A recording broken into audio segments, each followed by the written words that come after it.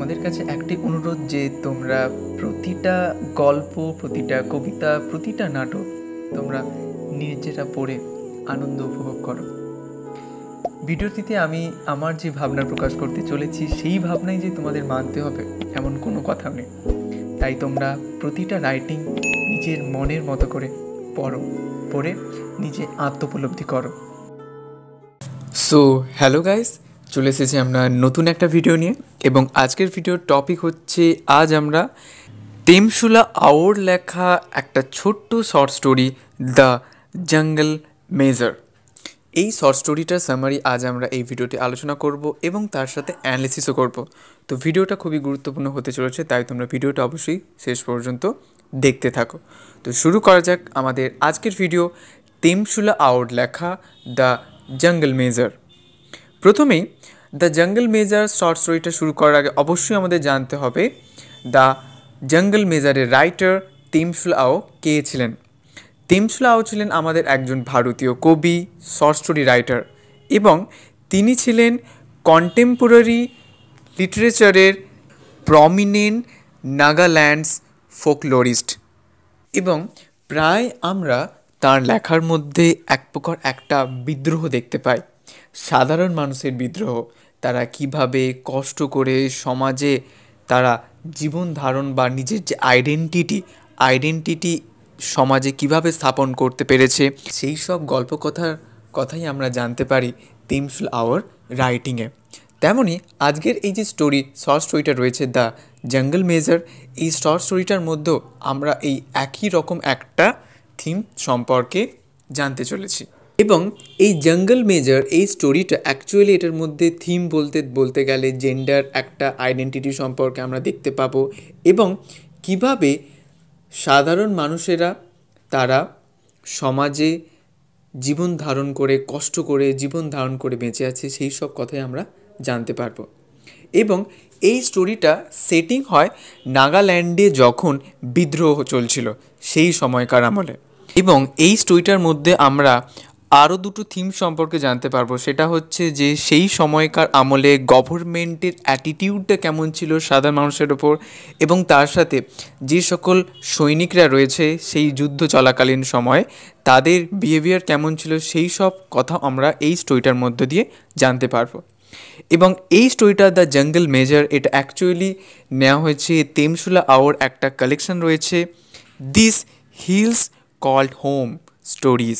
এই কালেকশানটা থেকে অ্যাকচুয়ালি দ্য জঙ্গল মেজার এই ছোট্ট গল্পটি নেওয়া হয়েছে। তো গল্প শুরু করার আগে প্রধানত আমরা এই স্টোরিটার মধ্যে দুটো প্রধান ক্যারেক্টার দেখতে পাবো। প্রথম ক্যারেক্টার হচ্ছে কাটিলা, আর দ্বিতীয় নম্বর ক্যারেক্টার হচ্ছে পুনাবা। কাটিলা এবং পুনাবা তারা হচ্ছেন ম্যারিড কাপল, কিন্তু সোসাইটির যে এক্সপেকটেশন যেটা হওয়া উচিত সেই অনুপাতে হয়নি। যেমন কাটিলা খুব লম্বা এবং খুব বিউটিফুল একজন ওম্যান, এবং যে খুবই উগ্র এবং তার সাথে স্পষ্টবাদী। আর অন্যদিকে পুনাবা হলেন খুব একটা ছোট্ট আনএডুকেটেড ট্যাক্সি ড্রাইভার। আনএডুকেটেড বলতে মানে অশিক্ষিত একজন ট্যাক্সি ড্রাইভার। এবং আমরা দেখতে পাবো স্টোরিতে যে কিভাবে কাটিলা এবং পুনাবা তারা দুজন কিভাবে সমাজের মধ্যে নিজের আইডেন্টিটি স্থাপন করতে পেরেছে সেটা সম্পর্কে আমরা দেখতে পাবো। এবং কাটিলা খুব বুদ্ধিমত্তার সাথে তার হাজব্যান্ড পুনাবাকে সহায়তা করেছে তার বিপদের সময়। তো শুরু করা যাক আমাদের আজকের স্টোরি, তেমশুলা আওর লেখা দ্য জঙ্গল মেজার। তো প্রথমেই এই দ্য জঙ্গল মেজার এই স্টোরিটার মধ্য দিয়ে আমরা এক প্রকার একটা ভালোবাসার স্পন্দন দেখতে পাবো, এবং তার সাথে দেখতে পাবো কিভাবে নাগা পিপলরা তারা স্বাধীনতার জন্য স্ট্রাগল করছে, কিভাবে তারা মোকাবিলা করছে গভর্নমেন্টের বিরুদ্ধে, যে সব কিছু আমরা এই স্টোরিটার মধ্যে দিয়ে দেখতে পাবো। এবং এই স্টোরিটার মধ্যে সোসাইটির মতে পুনাবা আর কাটিলার যে ম্যারেজ, সেই ম্যারেজটা পারফেক্ট ম্যারেজ নয়, বিকজ তাদের মধ্যে অনেক পার্থক্য রয়েছে। সেই পার্থক্য থাকা সত্ত্বেও তারা দুজনে বেশ একটা ভালো লাইফ তারা লিড করছে, কিন্তু তারা যদিও তাদের কোনো সন্তান হয়নি। এবং তাদের জীবনে সবথেকে ড্রামাটিক টার্ন আসে যখন পুনাবা অর্থাৎ কাটিলার হাজব্যান্ড যখন নাগার একটা আন্ডারগ্রাউন্ড আর্মিতে জয়েন করলেন। এবং জয়েন করার কারণ হচ্ছে পুনাবা তার লিডারশিপ স্কিলের জন্য খুব ভালো দল নেতৃত্ব করতে পারেন, তাই জন্যই তাকে নাগা আন্ডারগ্রাউন্ড আর্মিতে জয়েন করতে হয়। এবং পুনাবা যখন সিক্রেটলিভাবে বাড়িতে ভিজিট করে তখনই কি করে হচ্ছে ইন্ডিয়ান আর্মিরা তার ভিলেজকে ঘিরে দেয় এবং ঘিরে দিয়ে তারা অপেক্ষা করে পুনাবাকে ক্যাপচার করার জন্য। এবং খাটিলা খুব বুদ্ধিমতী, তাই জন্য খাটিলা কি করেন, তার হাজবেন্ড পুনাবাকে একটা লোলি সার্ভেন্টে ছদ্মবেশে ধারণ করান এবং এর ফলে পুনাবা সফল হয় ওই আর্মিদের হাত থেকে বেঁচে পালানোর জন্য। এবং এইভাবে পুনাবার এই যে এসকেপ বা পলায়ন একটা খুবই গুরুত্বপূর্ণ রোল প্লে করছে এবং যার জন্য এই টাইটেলটার নাম হচ্ছে দ্য জঙ্গল মেজার। এবং পুনাবা প্রায় খাটিলার সঙ্গে দেখা করে এবং এর ফলে তাদের যে বন্ড, সেই বন্ড আরও বেশি, সম্পর্ক আরও বেশি গভীরতর পর্যায়ে যেতে থাকে।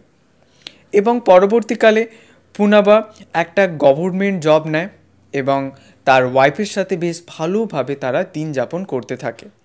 তো এইভাবে এই স্টোরিটার মধ্য দিয়ে আমাদেরকে তেমসুলা আও দেখাচ্ছেন যে কিভাবে সাধারণ মানুষের মধ্যে সবসময় একটা হিরোইজম ব্যাপার রয়েছে, যে কোনো দিনও তারা কোনো কিছুর দিক থেকে পিছিয়ে পড়বে না, তারা সবসময় এগিয়ে যাবে।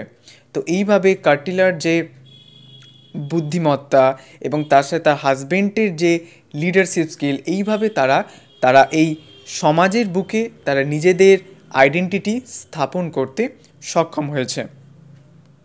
এবং এই স্টোরি দ্য জঙ্গল মেজার, এই স্টোরিটার মধ্য দিয়ে তেমসুলা আও দেখাচ্ছেন যে কিভাবে নাগা মানুষেরা অত্যন্তই কঠোর পরিশ্রমী এবং তাদের মধ্যে অত্যন্তই আত্মবিশ্বাসী চেতনা রয়েছে, সেই ব্যাপারগুলি তিনি এখানে ফুটিয়ে তুলছেন পুনাবা এবং খাটিলা এই দুটো ক্যারেক্টারের মধ্য দিয়ে।